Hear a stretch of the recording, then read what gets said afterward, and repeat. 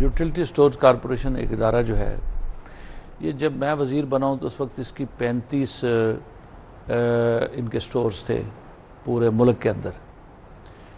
میرے وزیر بننے کے بعد ہم نے اس کو ایکسپینڈ کیا اور اس کے 6000 سٹور بنائے. 6000 سٹورز اس وقت 3500 سے 6000 سٹور جو ہیں وہ ہم بنا چکے ہیں اس کے پورے ملک کے اندر. وہ یونین کونسل لیول پہ جو یونین کونسل لیول پہ، ہر یونین کونسل لیول پہ ایک سٹور ہم نے قائم کر دیا ہے اور اس میں 4000 جاب اپرچونٹیز کریٹ کی ہیں. لیکن یہ سب وہ سبسیڈائزڈ جو سبسڈی وڈرال میں آپ کو عرض کر رہا ہوں 4000 جاب اپرچونٹیز کریٹ کی ہیں. یہ بھی تو ایک کام ہے نا کہ 4000 لوگ اس میں مزید جن کو روزگار کے مواقع میسر آئے ہیں. اب اس کی جو پوزیشن ہے وہ یہ ہے کہ جس وقت میں آیا ہوں تو اس کی 40 ارب کے قریب اس کی سیل تھی 3500 اداروں کی. اب اس کی سیل جو ہے وہ 50 ارب پہ چلی گئی ہے اور 50 ارب سالانہ اس کی سیل ہے یوٹیلٹی سٹورز کارپوریشن کی.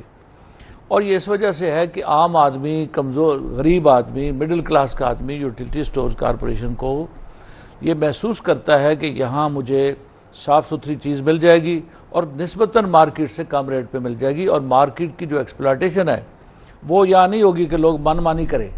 ریٹس فکس ہیں، لکھے ہوئے ہیں کہ یہ کوالٹی جو ہے، یہ چیز کوالٹی ڈسپلے کی ہوئی ہے، ریٹس اس کے ڈسپلے کیے ہوئے ہیں، اس کوالٹی کے یہ ریٹس ہیں اور یہ چیز اس سٹور کے اندر موجود ہے. اب یہ سب کھاد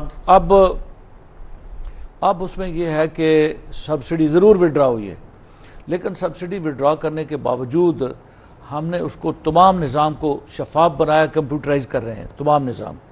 اس کو ایک کمرشل ادارے کے طور پہ چلا رہے ہیں اور اس کو انشور کریں گے. اب دیکھیں چینی کی قیمت جو ہے وہ مارکیٹ میں کتنی چلی گئی ہے، لیکن یوٹیلٹی سٹور کارپوریشن اس وقت بھی 38 روپے میں بیچ رہا ہے، کیونکہ جہاں چیز کی قیمت مارکیٹ میں بڑھ جاتی ہے وہاں گورنمنٹ آگے آ جاتی ہے کہ ہم سبسیڈائز کر دیں گے اس کو.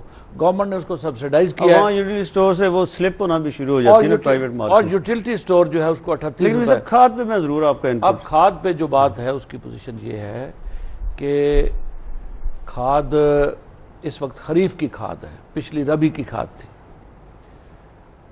اس میں ربی میں بھی کوئی جو لوکل پروڈکشن ہے یوریا کی، اس کی پوزیشن جو ہے وہ کوئی 25 لاکھ کے لگ بھگ تھی اور ضرورت جو تھی پاکستان کی وہ تھی 30 لاکھ کے لگ بھگ، اور 5 لاکھ کا گیپ تھا جو حکومت نے 5 لاکھ ٹن جو ہے 5 لاکھ ٹن جو ہے وہ امپورٹ کی.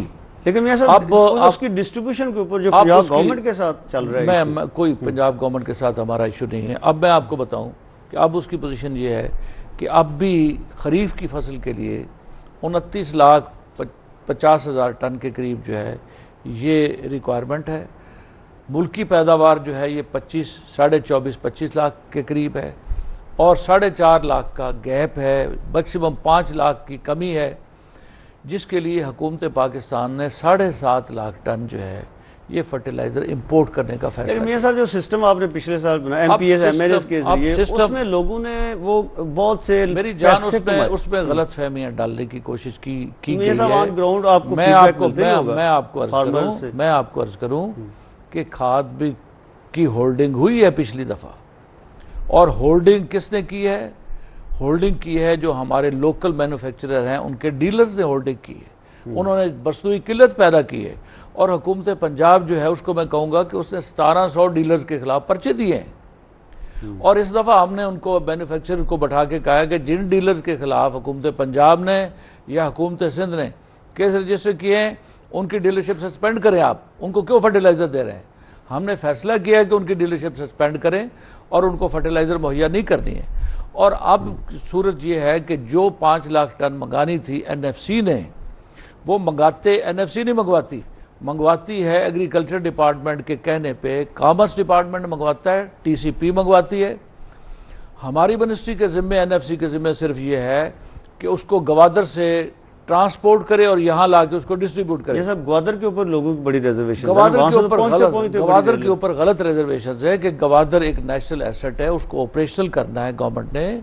بلوچستان کی وہ بندرگاہ ہے، پاکستان کی بندرگاہ ہے، لیکن اگر اینڈ ٹائم پہ وہاں پہ شپ جو ہے وہ ان لوڈ ہوگا تو وہ تو پھر پہنچتے دیر اس میں نہیں کی گئی ہے۔ پچھلی دفعہ بھی ریکارڈ ٹرانسپورٹیشن ہوئی ہے وہاں سے، 12,000 ٹن ڈیلی جو ہے وہ ٹرانسپورٹ کی فرٹیلائزر۔ اس دفعہ بھی ابھی گوادر پہ کھاد اکٹھی ہوئی ہے، لیکن ہم نے ان کو کہا ہے کہ 10,000 ٹن ڈیلی ٹرانسپورٹ ہوگی اور ڈیلی جو ہے وہ مارکیٹ میں آئے گی۔